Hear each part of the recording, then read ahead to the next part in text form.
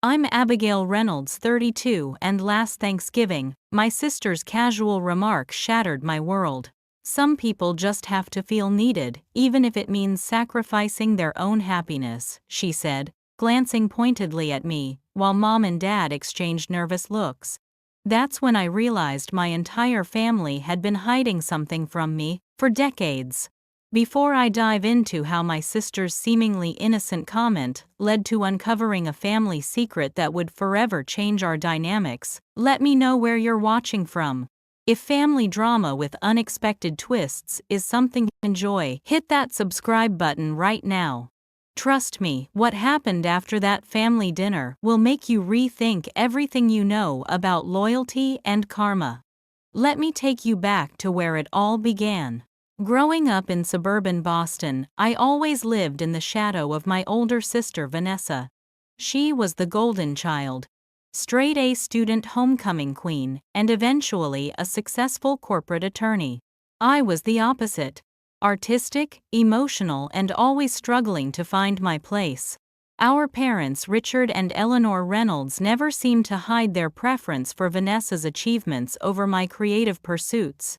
"Abby, why can't you apply yourself? Like your sister," became the soundtrack of my childhood. Every family dinner involved detailed discussions of Vanessa's latest accomplishments, while my small victories went unnoticed. When I won a local art competition at 15, my parents attended only because Vanessa's debate tournament had been canceled at the last minute. I still remember the way they checked their watches throughout the ceremony, as if being there was an inconvenience. Despite this, I devoted myself to our family. When our grandmother fell ill during my senior year of high school, I postponed college applications to help care for her. Vanessa continued her pre-law studies uninterrupted. "You've always been so good with Grandma," my mother would say, "and besides, Vanessa needs to focus on her future." The implication being that my future wasn't as important. This pattern continued into adulthood. While Vanessa built her career in New York, I remained close to home, becoming an art teacher at the local high school. I was the one who drove our parents to medical appointments, organized family gatherings, and maintained the emotional backbone of the Reynolds family.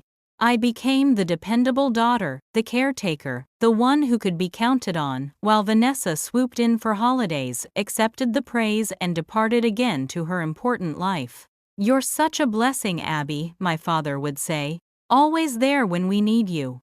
I took pride in being the reliable one, never realizing how this dynamic was affecting my own life choices.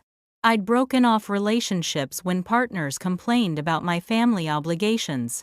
I'd turn down opportunities to showcase my artwork in other cities, because something always needed my attention at home. The Thanksgiving before everything changed, I had just ended things with Mark, a kind history professor who had proposed after a year of dating. He couldn't understand why I canceled our weekend getaways when my mother called with trivial requests, or why I insisted on hosting every family event despite getting little help or appreciation. "They take advantage of your kindness, Abby," he had said during our final conversation. "And you let them because you've convinced yourself that being needed is the same as being loved." His words stung because deep down I feared he was right. But I pushed those doubts away, telling myself that family comes first, always. That's what I had been taught, what I had built my entire identity around: the selfless daughter, the reliable sister, the one who sacrificed without complaint. When Vanessa arrived that Thanksgiving with her husband Bradley and their perfect children in tow, I felt the familiar pang of envy mixed with resentment. She had everything: career success, a loving family, our parents' approval, while I had built my life around the scraps of appreciation thrown my way for being perpetually available. Little did I know that the foundations of our family relationships were built on lies that had been carefully maintained for decades.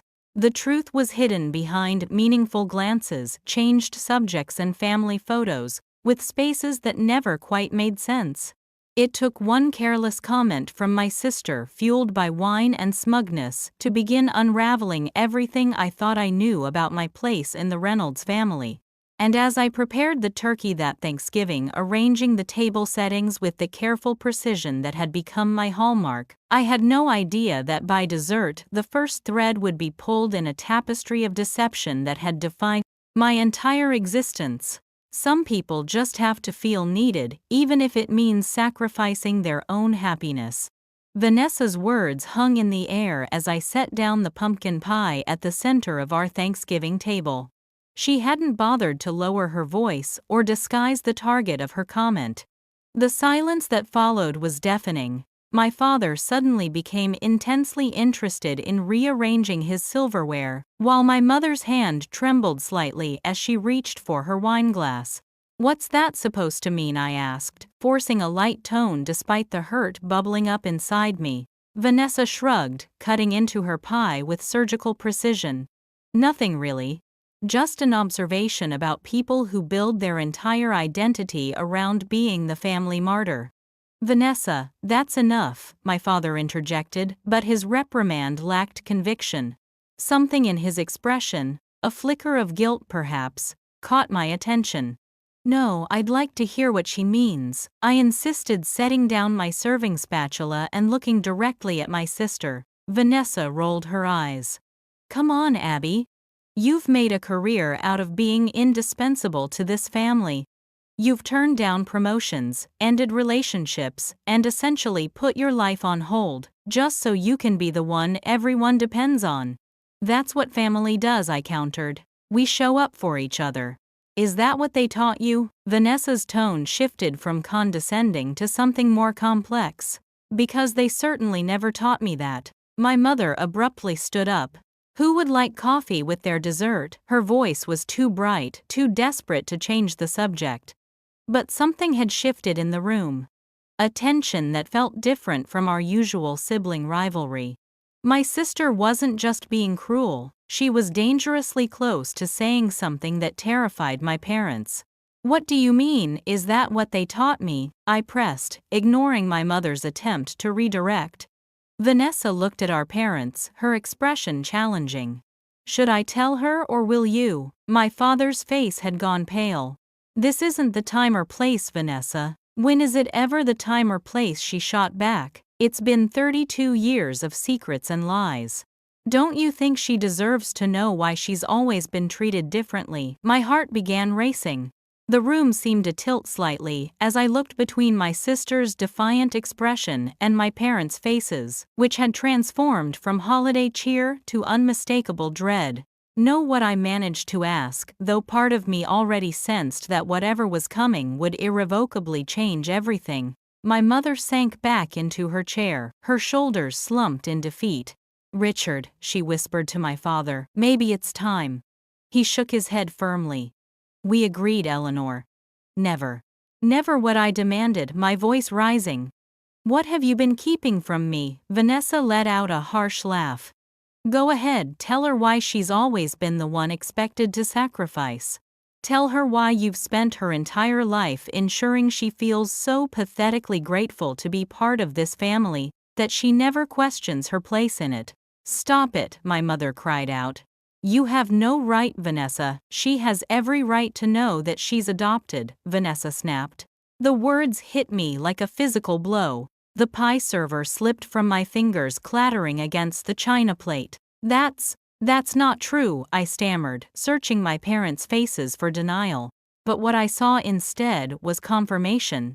My father's closed eyes, my mother's silent tears. "Your birth mother was Dad's secretary," Vanessa continued mercilessly. "They had an affair while Mom was struggling with infertility. When she got pregnant with you, Dad convinced Mom that adopting you was the right thing to do." "That's enough, Vanessa," my father thundered, slamming his fist on the table. "But she wasn't finished.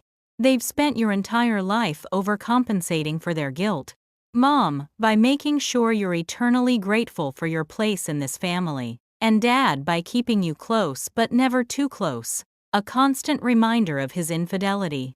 The room was spinning. 32 years of family dynamics suddenly recontextualized in a heartbeat. The different treatment, the constant pressure to prove my worth, the subtle distance that always existed despite my efforts to bridge it. It all made a terrible kind of sense.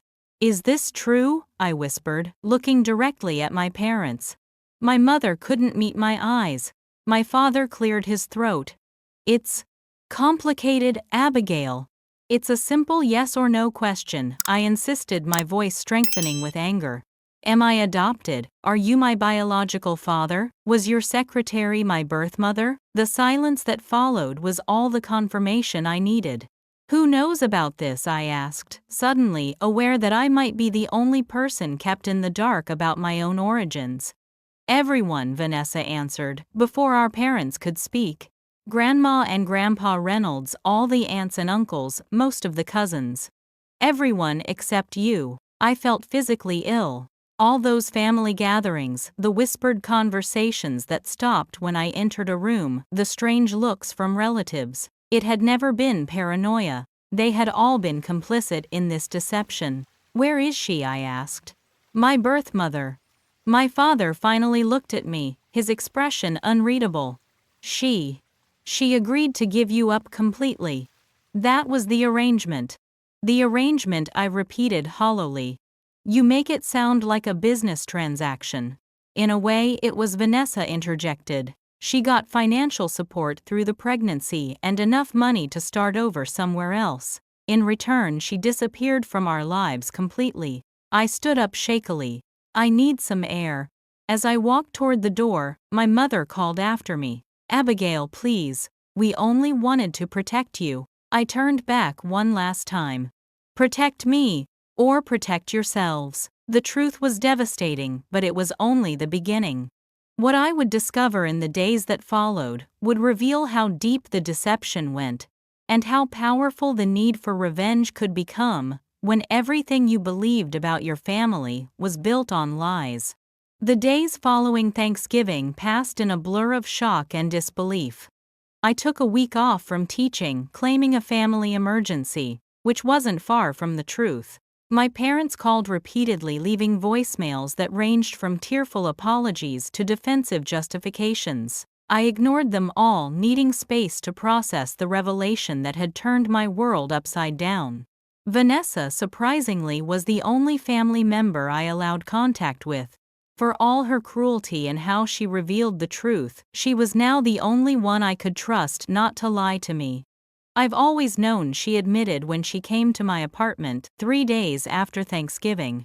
I was 5 when they brought you home. They told me you were my special sister, and that I should never mention that you came from somewhere else. Why tell me now? I asked, curled up on my couch, still wearing the same sweats I'd had on for days. Vanessa sighed, looking more vulnerable than I'd seen her in years. Watching you throw your life away to please them. It became unbearable. The older I got, the more I understood the twisted dynamic. They built this cult of gratitude around you, making you feel like you constantly needed to earn your place in the family. While you got unconditional love, I noted, unable to keep the bitterness from my voice. I got expectations, she corrected. Different, but not easier. I was the biological child who had to be perfect. You were the living reminder of their sins who had to be grateful. She paused. Neither of us got what we needed. I let that sink in, realizing that perhaps our rivalry had always been orchestrated from above. We'd been playing roles assigned to us before we were old enough to question them. Do you know anything about her, my birth mother? I finally asked. Vanessa hesitated. Not much. Her name was Catherine Jensen. She worked as Dad's executive assistant for about 2 years before you happened. Catherine Jensen. My birth mother had a name. After decades of not even knowing she existed, this small detail felt monumental. Dad made sure there was no paper trail, Vanessa continued. But I remember overhearing arguments when I was a teenager. Mom would sometimes use it against him when they fought. That he'd bought her silence. I think there must have been some kind of legal agreement. That night after Vanessa left, I opened my laptop and began searching. Catherine Jensen was a common enough name that Google yielded thousands of results. I added keywords, Boston Executive Assistant, 1,990 seconds. Still too many possibilities. I tried various combinations for hours looking at social media profiles, news articles, and public records until my eyes burned. Around 3 a.m., I found myself staring at a digital copy of my birth certificate, the one I'd always believed was genuine. Eleanor and Richard Reynolds were listed as my parents. There was no indication of adoption, no hint that the document wasn't recording a natural birth. They had falsified legal documents to erase any trace of Katherine Jensen from my life. The next morning, I called in sick again and drove to the county records office. The clerk seemed bored as I explained that I needed to see any adoption records for Abigail Reynolds, born the 15th of May, 1990. "We don't have public access to adoption records," she informed me. "Those are sealed by the court." What if I believe my adoption wasn't properly documented? I pressed. What if there was irregularity in the process? She gave me a sharper look then. "You'd need to file a court petition. But without evidence of wrongdoing, it's unlikely to go anywhere." Evidence of wrongdoing. That became my new focus. If my father had gone to such lengths to hide the truth, there must be a paper trail somewhere. He was too careful, too controlling to leave things to chance. I spent the next few days methodically searching for information. I found old newspaper announcements of my birth that made no mention of adoption. I discovered family medical records where genetic conditions were listed as negative for me. Conditions I now realized I might actually be at risk for given my unknown maternal medical history. The most disturbing discovery came when I was going through old photo albums I'd taken from my parents' house years ago to digitize. In one, I found a photograph I'd never noticed before. It showed my father at what appeared to be an office Christmas party, his arm around a young woman with auburn hair similar to mine. On the back was written RR and Staff Christmas 1989, just months before my birth. The woman was partially turned away from the camera, but something about her posture, the way she stood slightly apart from the group while my father's hand rested possessively on her shoulder, made my heart race. Could this be Katherine Jensen? The timing fit. The physical similarity was there. I scanned the photo and enlarged it, studying the partial profile of the woman who might have given birth to me. That same day, I made another discovery. While looking through my father's public legal work history, I found a gap in his career. A 6-month period in 1990 when he had taken a leave of absence from his law firm. The dates aligned perfectly with the final months of Katherine's pregnancy and the weeks following my birth. He'd disappeared professionally during exactly the time when questions might have been asked about his secretary's condition and his own unusual family situation. Each discovery led to more questions. If they had gone to such lengths to hide the truth, what else might they be concealing? What had really happened to Katherine Jensen? Had she truly agreed to this arrangement, or was there something more sinister in her disappearance from my life? I needed answers, and I knew I wouldn't get them from my parents. Their calls had stopped coming, replaced by uncomfortable silence that told me they were regrouping, probably constructing new lies to contain the damage. But there was one person who might know more than she had already revealed. My grandmother, my father's mother, who had always treated me with a strange mixture of affection and distance. At 88, Dorothy Reynolds was still sharp-minded and living independently in her small house on the outskirts of Boston. If anyone knew the full story of what had happened in 1990, it would be her. My father had always been exceptionally close to his mother, and I couldn't imagine he would have hidden something so significant from her. As I drove to her house the following day, I rehearsed what I would say, how I would approach the subject. But when she opened the door and saw my face, something in her expression told me that no explanation was necessary. "You know," she said, simply stepping aside to let me in. "Yes," I replied. "I know I'm not really a Reynolds." My grandmother's eyes flashed with unexpected anger. Don't ever say that, she said firmly. You are a Reynolds. How you came to be one. That's what's complicated. I followed her into the familiar living room, noticing for the first time how few photographs of me were displayed, compared to those of Vanessa and her children. Even here in this small detail, the evidence of my different status had been hiding in plain sight all along. Tell me about Catherine Jensen, I said as we sat down. Tell me who my mother really was. Catherine wasn't just your father's secretary, my grandmother began, her hands trembling slightly as she poured tea. She was young, talented, ambitious. Richard was supposed to be mentoring her. She wanted to go to law school eventually. I noticed how my grandmother avoided looking directly at me, focusing instead on the delicate task of arranging cookies on a plate. This was a story she had never expected to tell. What happened? I prompted. Dorothy sighed deeply. The affair began during a difficult time. Eleanor had suffered 3 miscarriages. Your father was building his career, working long hours. Catherine was always there, admiring, available. She trailed off, clearly uncomfortable with the implications. And then she got pregnant, I supplied. Yes. Richard was. Devastated isn't the right word. Panicked, perhaps. He stood to lose everything. His marriage, his reputation at the firm, his standing in the community. Back then, such scandals weren't as easily forgiven as they might be today, so he decided to hide it. To hide me. My grandmother's expression hardened. It wasn't just his decision, Abigail. Eleanor had suffered so much trying to have a child. When Richard confessed everything, she saw an opportunity. They could have the baby she'd always wanted and solve the problem of Catherine's pregnancy simultaneously. The calculated nature of this arrangement made my stomach turn. And Catherine, did she agree willingly? A shadow passed over my grandmother's face. That's where things become complicated.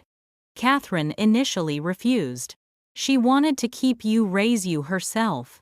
She threatened to tell Richard's firm about the affair if he didn't support her decision. What changed her mind? Richard offered her money, a significant amount. Enough to start over somewhere else, perhaps even pay for her law school dreams. But she refused that too. She said she couldn't be bought. My grandmother paused, taking a sip of her tea. Then one day she suddenly agreed to everything. The financial settlement, giving you up, disappearing completely. It happened so abruptly that even I wondered what I pressed, sensing she was holding something back. If Richard had found some way to pressure her, some leverage beyond money. The implication hung heavily in the air between us. My father, the respected attorney, might have resorted to blackmail or threats to secure my adoption. Did you ever ask him? Once my grandmother admitted. He told me some questions were better left unasked. That was the only time I ever saw my son look ashamed. I leaned forward. Do you know what happened to her after I was born? She disappeared, just as agreed. The official story at Richard's firm was that she had received a better offer elsewhere and left abruptly. No one questioned it much. She signed away all parental rights with the condition that she would never contact you or the family again. And no one has heard from her since. My grandmother hesitated just long enough for me to notice. Not that I'm aware of. But there was something in her voice, a slight wavering that suggested uncertainty.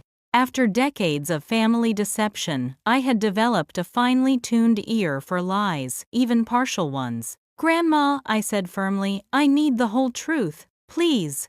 She stood up suddenly, moving to an antique secretary desk in the corner of the room.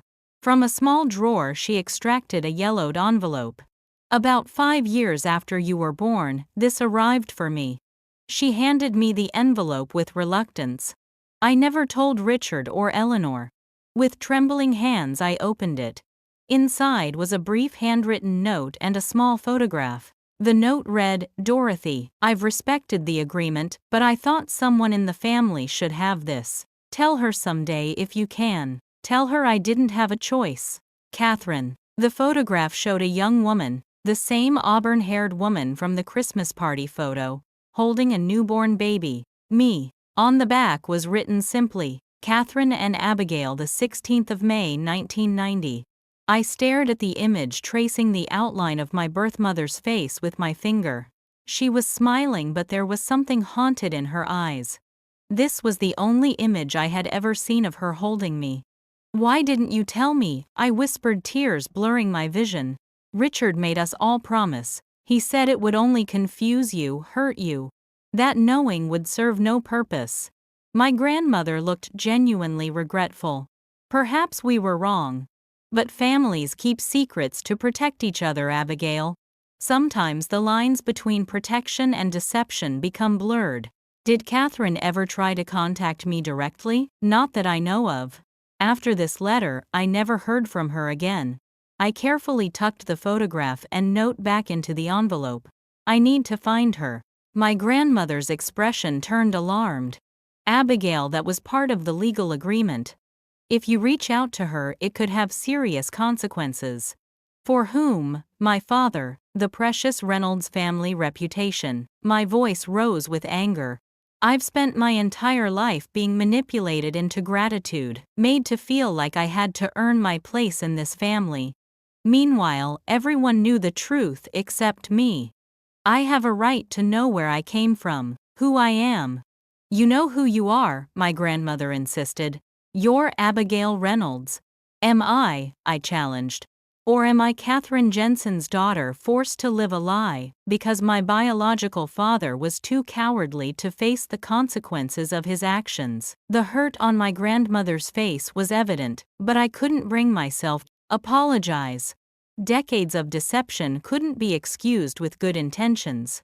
"If you're determined to find her," my grandmother finally said, "there's something else you should know. Something not even Eleanor knows." I waited, my heart pounding with anticipation. The financial settlement wasn't just a one-time payment. "Richard has been sending money to an account every year on your birthday. It started as part of the agreement but continued long after the original terms were fulfilled." This new information staggered me. "He's been in contact with her all this time, not directly. It's handled through a trust arrangement. But yes, there's been a financial connection maintained all these years." "Where does the money go? Is there an address, a bank account?" My grandmother shook her head. "I don't know those details. Richard set it up through his firm very discreetly." I stood up suddenly, energized with purpose. "Then that's where I'll start. The firm will have records. Richard will never give you access to those," my grandmother warned. "I don't need his permission," I replied. "I'm a party to this agreement even if I never consented to it. These secrets have controlled my life for 32 years. It's time they came to light." As I prepared to leave, my grandmother caught my arm. "Be careful, Abigail. Some truths are more painful than the lies that conceal them." I looked into her eyes, seeing genuine concern there. "I've been living with pain I didn't even understand. At least now I can face it honestly." On the drive home, the photograph of Catherine holding me burned in my pocket. I had her face now, her handwriting confirmation that she had wanted some connection to remain. What else might I discover if I kept pulling at these threads? I thought about my father's law firm, where he was now a senior partner. About the financial transactions that had been quietly taking place for decades. About the power he wielded to keep this secret buried. And what might happen when I challenged that power. My phone chimed with a text message. It was from Vanessa. "Mom and Dad want to have a family meeting tomorrow. They're insisting you come." Perfect timing. I was ready to confront them with what I'd learned. No more evasions, no more half-truths. It was time for the Reynolds family to face the consequences of their deception. But first I needed leverage. Something that would ensure they couldn't dismiss my questions or control the narrative any longer. I needed proof of the ongoing financial arrangement my grandmother had mentioned. And I knew exactly how to get it. The art of family dynamics is reading between the lines, seeing the truths hiding behind holiday smiles and careful phrasing. If you're enjoying this journey through family secrets and betrayal, take a second to hit that like button and subscribe. I promise the next part of this story will reveal even more shocking truths about how far my family went to maintain their perfect image. Let me know in the comments if you've ever discovered a family secret that changed everything, because what I found next in my search for Catherine changed more than just my past. The Reynolds family home had never felt so foreign to me as it did when I walked through the front door for the family meeting. The familiar scent of my mother's potpourri, the carefully arranged family photos on the wall, the antique grandfather clock in the hallway, all of it seemed like props on a stage set designed to convey a fiction of family harmony that had never truly existed. My parents were waiting in the living room, sitting stiffly on the sofa. Vanessa stood by the window, arms crossed defensively. No one spoke as I took a seat across from my parents, placing my tote bag carefully on the floor beside me. "Thank you for coming, Abigail," my father began, his lawyer voice in full effect, controlled, measured, slightly patronizing. "We thought it was important to discuss recent revelations as a family." As a family, I repeated, the irony heavy in my voice. That's an interesting choice of words given the circumstances. My mother flinched visibly. "Abby, please. We understand you're upset." "Upset doesn't begin to cover it," I interrupted. "Betrayed. Manipulated. Lied to for 32 years. Those might be more accurate descriptions." My father leaned forward, hands clasped in front of him, his negotiation posture. I'd seen it countless times when he discussed difficult cases at the dinner table. "We made choices that we believed were in everyone's best interest, including yours." Really, was it in my best interest to be kept in the dark about my own identity? To be treated differently my entire life without understanding why? To base my self-worth on being useful to a family that saw me as a problem to be managed? "That's not fair," my mother protested. "We loved you. We still love you. You love the version of me that you created," I replied. "The grateful adopted daughter who never asked too many questions. Who stayed close to home. Who organized your holidays and drove you to doctor's appointments and put her own life on hold because she felt she owed you something she couldn't even name." Vanessa shifted uncomfortably by the window. "I told you this would happen," she muttered to our parents. My father shot her a warning look before turning back to me. "We're here to move forward, Abigail. To heal as a family." I laughed, a sound devoid of humor. "Before we talk about healing, I think we need complete honesty. Don't you, Dad? Isn't that what you always taught us? That the truth is the foundation of trust." His expression tightened. "What more do you want to know?" "Everything," I said simply. "Starting with the agreement you made with Catherine Jensen. The one that's still in effect today." The shock on my father's face told me my grandmother had been right. My mother didn't know about the ongoing payments. "What is she talking about, Richard?" my mother asked, her voice suddenly sharp. I pressed my advantage. "Yes, Dad. Tell her about the trust payments that have been going out every year on my birthday. The ones that continued long after the initial agreement." My father's face had gone pale. "How did you?" "That's not important," I cut him off. "What matters is that you've maintained a financial connection to my birth mother for decades, while pretending she disappeared completely from our lives." My mother turned to face my father fully now, her expression a mixture of shock and betrayal. "You told me it was a one-time settlement.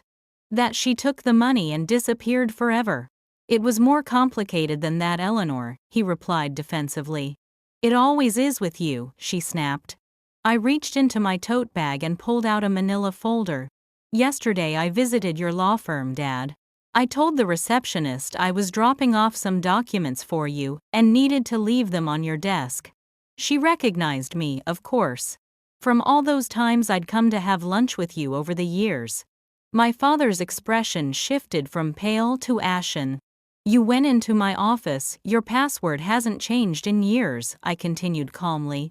"Your birthday, followed by law firm, not exactly Fort Knox. It took me all of 10 minutes to find the trust files." "That's illegal," he sputtered. "Those are confidential client documents." funny how you're suddenly concerned about legality," I remarked. Was it legal to falsify my birth certificate, to coerce a pregnant woman into giving up her child, to maintain a secret financial arrangement while lying to your wife about it? I opened the folder and removed several printed documents. The Katherine Jensen Trust, established June 1990, with annual deposits of $10,000, increasing to $15,000, 0 inches $2020, 0 inches 2010. That's over $500,000 over the years, Dad. Quite a commitment for someone who supposedly disappeared from our lives completely. My mother grabbed the papers, scanning them with increasing agitation. All this time, you've been sending her money behind my back. While we argued about college funds for the girls' vacation budgets, retirement savings, my father stood up abruptly. This isn't how I wanted to discuss this. I'm sure it isn't, I agreed. You never wanted to discuss it at all. That was the point. You don't understand the full picture, he insisted. Then explain it to me, I challenged. Why maintain these payments for decades? What hold does Katherine Jensen have over you that would justify this level of ongoing financial support? The tension in the room was palpable as my father struggled to maintain his composure. Finally, he spoke, his voice uncharacteristically subdued. The original agreement included a lump sum payment and a promise of annual support for 18 years, until you reached adulthood. But when that time came, I couldn't just stop. Why not? I pressed. He looked away. Because of what I'd taken from her. From both of you.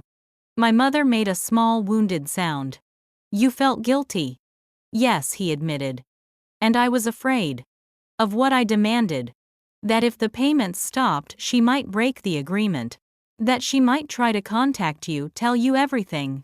The pieces were finally coming together. So these weren't payments out of generosity or ongoing support. They were hush money. You were paying her to stay away from me. I was protecting our family, he insisted. You were protecting yourself, I corrected. And these documents prove it. I pulled out one more paper from the folder. This is the most recent transaction record. A deposit made to an account at First National Bank in Portland, Maine. An account that still exists with a current address on file. My father lunged forward, suddenly reaching for the document. You have no right, I have every right, I shouted, pulling the paper away from his grasp. This is my life, my history that you've been controlling. My birth mother, who you've been paying to stay away from me, Vanessa, stepped between us. Dad, stop it. You can't keep controlling this. My mother was weeping quietly now, still clutching the trust documents. All these years. More lies. I took a deep breath, trying to steady myself. I've found her, Dad. I know where Katherine Jensen is now, and I'm going to meet her. You can't, he said immediately. The agreement specifically prohibits contact.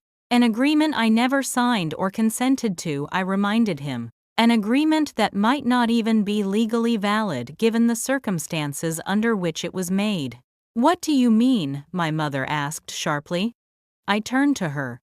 Grandma Reynolds told me that Katherine initially refused to give me up. That she changed her mind suddenly, suspiciously. She implied that Dad might have used some kind of leverage to force her cooperation. My father's face contorted with a mix of anger and fear. That's speculation. You have no proof of anything improper. Then why are you so afraid of me meeting her? I challenged.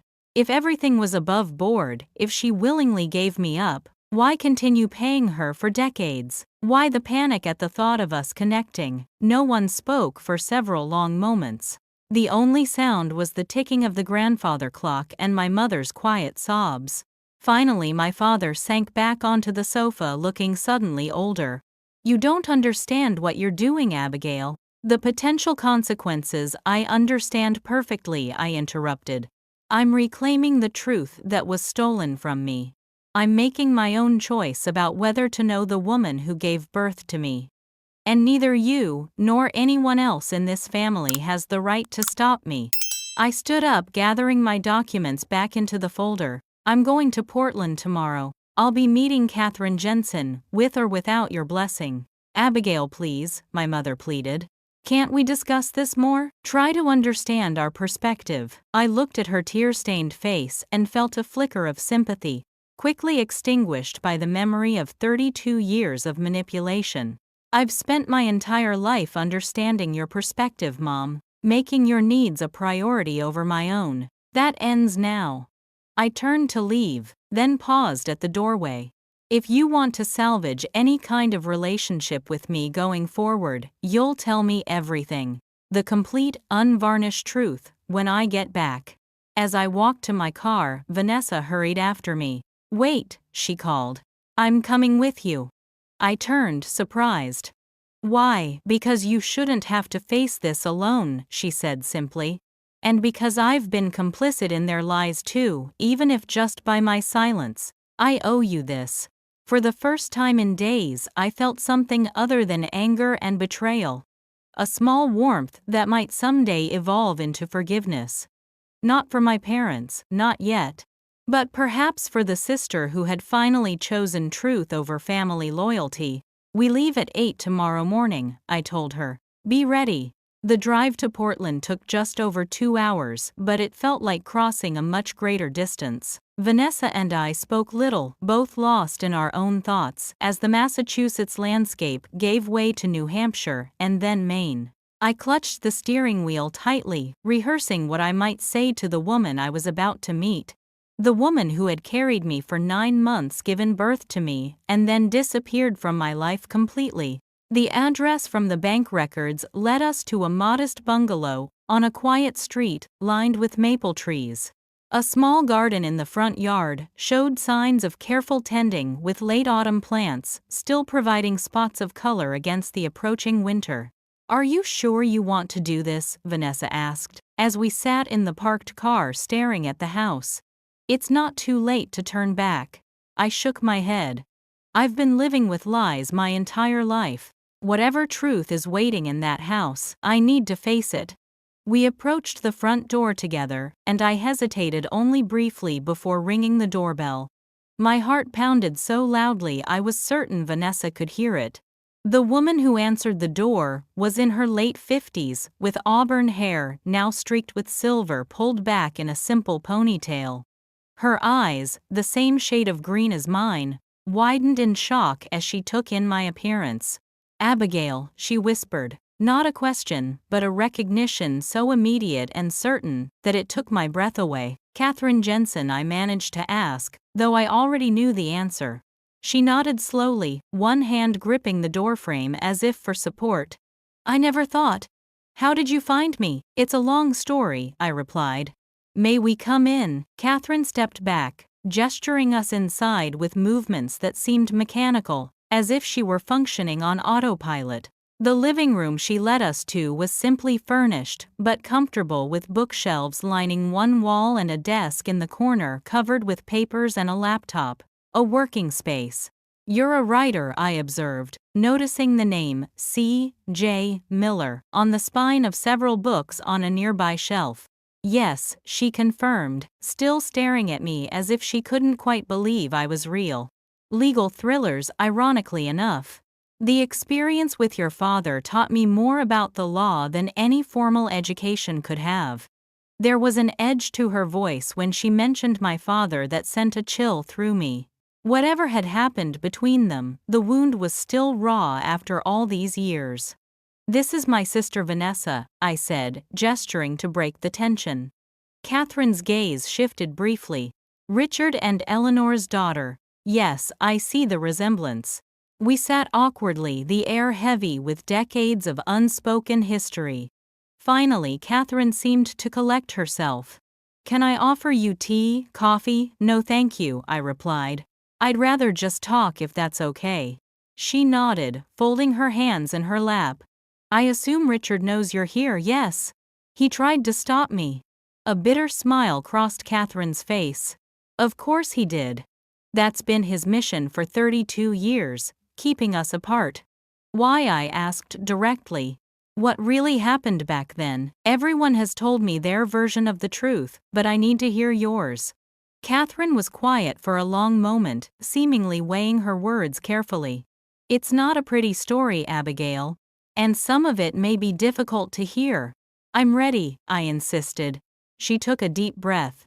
I was 25 when I started working for your father. Ambitious, naive, impressed by his success and status. The affair wasn't. It wasn't forced, but it wasn't equal either. He was my boss, 15 years older, married. I should have known better. And you got pregnant, I prompted. Yes. When I told Richard, he immediately offered money for an abortion. When I refused, he suggested adoption. Specifically that he and Eleanor adopt the baby. She looked at me directly. You. Why did you agree? I asked the question that had haunted me since learning the truth. I didn't at first. I wanted to keep you, raise you myself. I had family who would have helped. It wouldn't have been easy, but it was what I wanted. What changed? Catherine's expression darkened. Richard made it clear what would happen if I didn't cooperate. He would deny paternity claim I was unstable, use his legal connections to ensure I'd lose custody anyway. And he had leverage. Information about my past that could have destroyed me professionally and personally. What information? Vanessa asked, speaking for the first time since we'd entered the house. Catherine glanced at her, then back to me. During college I had struggled with depression. There had been an incident, a suicide attempt that had been documented in medical records. Richard suggested he would use that to prove I was mentally unfit to be a mother. The cruelty of this revelation hit me like a physical blow. He blackmailed you.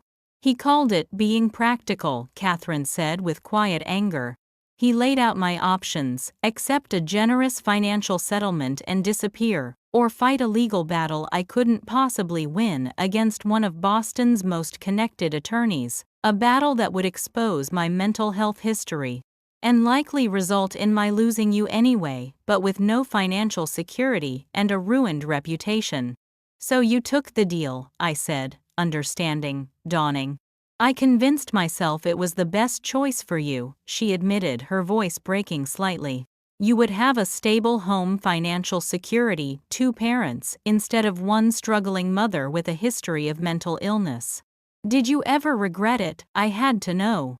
Catherine's eyes filled with tears. Every single day of my life. The raw honesty of her answer struck deep. This wasn't a woman who had callously given away her child for money. This was someone who had been cornered, manipulated, and forced into an impossible choice. The agreement included no contact, she continued. I wasn't allowed to see you, speak to you, or communicate in any way. I moved here to Portland to start over. The payments came regularly. Richard's way of ensuring my continued silence. But you reached out once, I said. You sent a photograph to my grandmother. Surprise flashed across Catherine's face. She showed you that I wasn't sure she would ever pass it along. It was a risk, but I needed someone in the family to have it. To know that I hadn't simply abandoned you. Did you ever try to find out about me, how I was doing? Catherine moved to a cabinet and opened a drawer, extracting a large envelope. Every year on your birthday I would write you a letter that I never sent. I kept newspaper clippings when your name appeared. Honor roll announcements, your college graduation, notice a mention of an art exhibition you participated in at the community center. She handed me the envelope. Inside were dozens of letters, each dated on May 15 from my first birthday through to my 32nd. Along with them were the clippings she'd mentioned, small glimpses into a life she had been forced to observe from a distance. You've been watching me from afar all this time, I whispered, overwhelmed by the evidence of her enduring connection. It was all I was allowed, she replied, simply. I looked up from the envelope to study her face. The face that had given me my green eyes, my auburn hair, features I had always assumed came from some distant Reynolds ancestor. There's something else, Catherine said hesitantly. Something you should know. My heart raced. What is it? The financial arrangement with Richard. After the initial payment, the annual amounts were my idea. What do you mean? I asked, confused. When you were about to turn 18, Richard contacted me to say the payments would be ending as agreed. I panicked at the thought of losing that last connection to you, tenuous as it was. So I threatened to break the agreement, to reach out to you directly once you were an adult.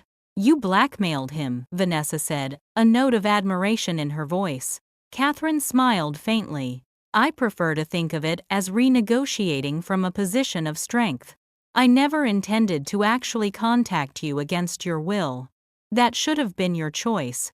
But Richard didn't know that. He agreed to continue the payments, and I continued my silence. Why didn't you reach out once I was an adult? I asked, a hint of accusation in my tone. You could have. Legally, yes, she acknowledged. But ethically, you had grown up believing Eleanor and Richard were your parents. I didn't want to shatter your world without your consent. I told myself that if you ever discovered the truth and sought me out, I would be here. But I wouldn't force that knowledge on you. The thoughtfulness of this decision, putting my well-being above her own desire for connection, moved me deeply. It was perhaps the most genuine act of parental love I had ever experienced. There's one more thing you should see, Catherine said, rising and moving to her desk. She returned with a framed photograph that she handed to me carefully. It showed a man in his early 30s, with my same nose, same chin dimple. A man who was decidedly not Richard Reynolds. I don't understand, I said, looking up in confusion. Catherine sat down again, her expression grave. Richard isn't your biological father, Abigail. This man is Thomas Mercer. He was my fiancé at the time. The room seemed to tilt around me. But the affair with my father was real, Catherine confirmed. But it ended several months before I became pregnant. Thomas and I were engaged, planning our wedding, when Richard discovered I was pregnant. He assumed the child was his, and I let him believe it. Why? Vanessa asked clearly, as shocked as I was by this revelation. Because Thomas had died in a car accident just weeks after I discovered I was pregnant. Catherine explained, her voice tight with old grief. I was devastated, alone, and suddenly Richard was offering a solution. One that would give my child a family, stability, everything Thomas and I had planned to provide together. So the DNA test results in my medical records. I began. Were falsified like your birth certificate, Catherine finished. Richard never wanted a paternity test. He was convinced you were his, and that belief was the foundation of the entire arrangement. Does he know the truth? I asked, trying to process this monumental revelation. No. No one does except you two now. Catherine looked at me with concern. I'm sorry to add another layer to what must already be an overwhelming situation. I sat in stunned silence, trying to make sense of everything I'd just learned. Richard Reynolds wasn't my biological father. The man who had controlled my life, who had engineered the elaborate deception that defined my existence, had no biological claim to me whatsoever. The irony was almost too much to bear. Why tell me now? I finally asked. Catherine reached across the coffee table to gently touch my hand, our first physical contact since I was a newborn. Because you deserve the complete truth, Abigail. And because knowing that Richard has no biological connection to you might free you in ways that nothing else could. His hold over you, over both of us, has always been based on his belief in his paternal rights. Rights that never truly existed. I looked down at the photograph of Thomas Mercer, the man whose features I had inherited, whose blood ran in my veins. A stranger who had never known of my existence, yet who had unknowingly given me life. I have so many questions, I said, feeling overwhelmed by this new reality. I'll answer all of them, Catherine promised. For as long as you want, whatever you want to know. I've waited 32 years for this conversation, Abigail. I'm not going anywhere. As the afternoon stretched into evening, we talked for hours. Catherine told me about Thomas, his kindness, his sense of humor, his dreams of becoming an architect. She shared stories of her pregnancy, the small moments when she had connected with the baby growing inside her, with me. We laughed, we cried, and slowly the outline of a relationship began to form between us. Not mother and daughter in the traditional sense perhaps, but something unique and valuable nonetheless. Vanessa watched our interaction with a complex expression, part envy, part wonder. At some point she excused herself to make a phone call, stepping out onto the front porch. When she returned, her face was grim. "That was Mom," she told us. "Dad had a panic attack after we left. He's in the hospital." I felt a strange detachment from this news. Is he going to be okay? Physically, yes. But Mom said he's been ranting about legal consequences, about everything falling apart. Vanessa looked at me meaningfully. "I think he knows we've discovered something significant." Catherine's expression remained neutral, but I could sense her tension. "What will you do now?" she asked me. I considered the question carefully. The truth I had discovered was explosive. It would destroy my father's reputation, possibly his marriage, and certainly our family dynamics forever. The revelation that I wasn't even biologically his child would devastate him in ways I couldn't fully anticipate. Yet he had orchestrated a lifetime of lies, had manipulated and controlled multiple lives to protect himself. His actions had robbed me of my true identity and Catherine of her daughter. They had created a family dynamic built entirely on deception. I think I said slowly, "It's time for the truth to have its day." Family secrets have a way of surfacing when we least expect them. If you're finding this story of hidden truths and unexpected discoveries compelling, take a moment to hit that like button and subscribe to my channel. In the next part, you'll see how the final confrontation with my family changed everything, and how sometimes the most unexpected form of justice comes from simply speaking your truth aloud. Drop a comment if you've ever had to choose between painful honesty and comfortable lies in your own family. Now, let's see how this family drama reaches its climactic conclusion. 1 month after discovering the truth about my origins, I sat in my apartment, surrounded by moving boxes. The decision to relocate to Portland had come surprisingly easily. After 32 years of building my life around the Reynolds family, I was ready to explore who I might become when freed from those expectations. My father had recovered physically from his panic attack, but the revelation that I wasn't biologically his child had shattered something fundamental in him. When confronted with irrefutable evidence, the photograph of Thomas Mercer, whose features so clearly matched my own, he had broken down completely. "You knew the entire time," I had told him during our final confrontation. "You knew there was a possibility I wasn't yours. That's why you never wanted a DNA test."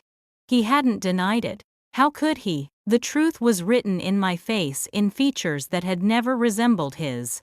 The most surprising outcome had been my mother's reaction. After the initial shock and hurt, she had approached me privately. "I've spent decades being the perfect wife, the perfect mother, building my identity around a family that was founded on lies," she had said. "Perhaps it's time for me to discover who I really am too." Last week she had filed for divorce. Vanessa and I had developed a new kind of relationship, more honest, more equal. She had helped me pack, supported my decision to move, and promised to visit often. "Blood has never been what made us sisters anyway," she had pointed out. "Maybe now we can build something real." A knock at the door interrupted my thoughts. Catherine stood on the threshold holding a small houseplant. "A housewarming gift," she explained, handing it to me. "For your new place." "Thank you," I said, inviting her in. "I'm nearly finished packing." We had been meeting regularly since that first encounter, cautiously building a relationship that defied conventional definition. Not quite mother and daughter, but something uniquely our own. "Are you nervous?" she asked, helping me tape a box closed. "About moving, a little. About starting over, not really," I smiled at her. "I've learned that new beginnings can be liberating." As we worked together, I reflected on the journey of the past month. The truth had indeed had its day, and while the aftermath had been painful for many, there was also an undeniable sense of justice in how events had unfolded.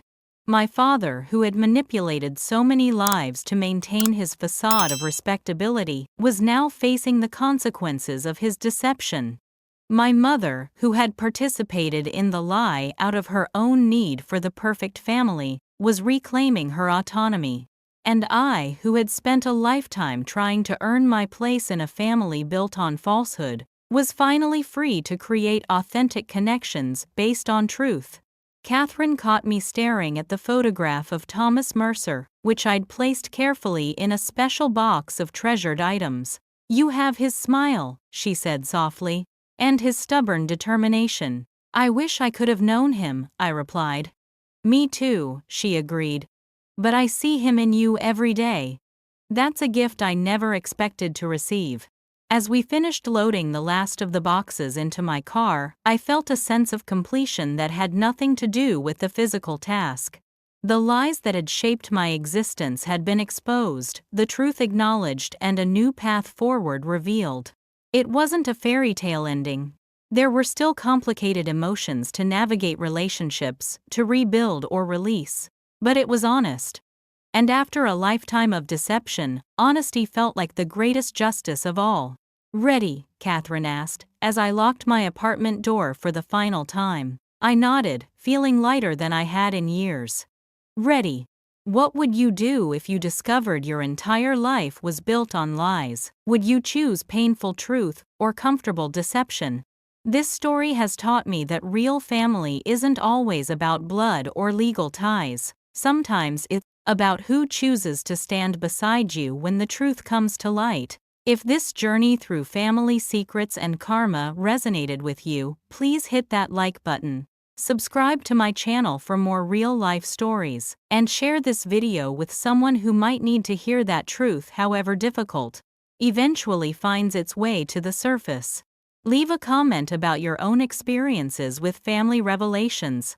Has karma ever served justice in your family? Thank you for joining me through this deeply personal story, and remember that sometimes the most important family is the one we choose or create for ourselves.